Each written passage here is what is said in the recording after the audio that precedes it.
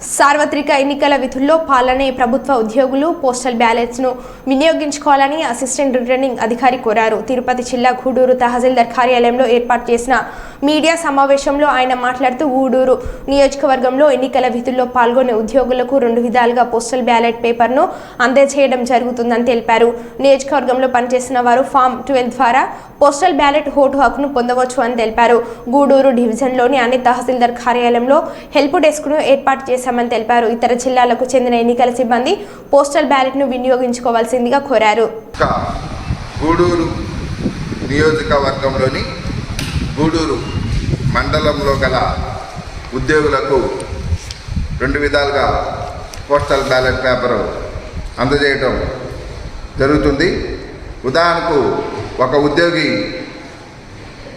తిరుపతి మండలంలో పనిచేస్తున్నట్లయితే అతనికి గూడూరు నియోజకవర్గంలో గూడూరు మండలం నందరి ఓటర్ జాబితాలో పేరు నమోదు అయి ఉన్నట్లయితే వారు గూడూరు తహసీల్దార్ వారి కార్యాలయంలో ఫారం 12 దరఖాస్తు ద్వారా వారి యొక్క ఓటు హక్కును పొందవచ్చును.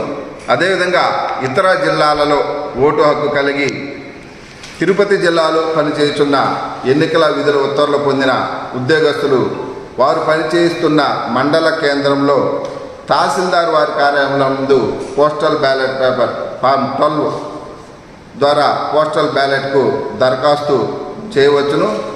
దానికి సంబంధించి ఎన్నికల విధులకు సంబంధించిన నియామకపు ఉత్తర్వులు, ఓటర్ కార్డు నకలు, ఉద్యోగ గుర్తింపు కార్డు జతపరిచి 22/4/2024 లోపు అందజేయవలసి ఉంటుంది.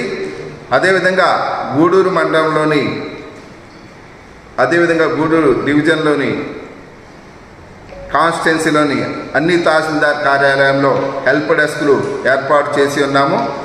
ఈ యొక్క నియోజకవర్గంలోని ఓటు హక్కు కలిగిన ఉద్యోగులందరూ ఫారం 12 దరఖాస్తు ఒక రిజిస్టర్ని ఏర్పాటు చేసి పార్లమెంటుకి, అసెంబ్లీకి సంబంధించిన సపరేట్ రిజిస్టర్ల ద్వారా వారు నమోదు చేసుకొని ఆ యొక్క నమోదు వివరాల ప్రకారం వారికి పోస్టల్ బ్యాలెట్ పేపరు అందజేయటం జరుగుతుంది.